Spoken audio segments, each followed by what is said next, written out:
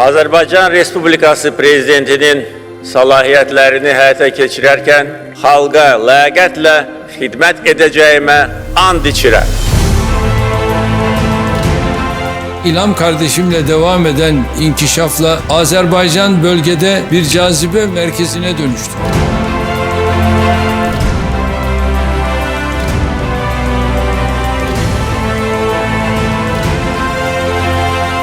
Государства становятся успешными, если в трудные времена их возглавляют энергичные, мудрые лидеры.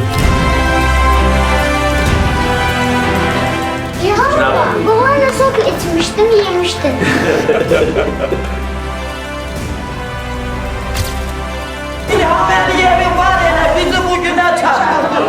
Ben her zaman sizinle bir yerde olacağım.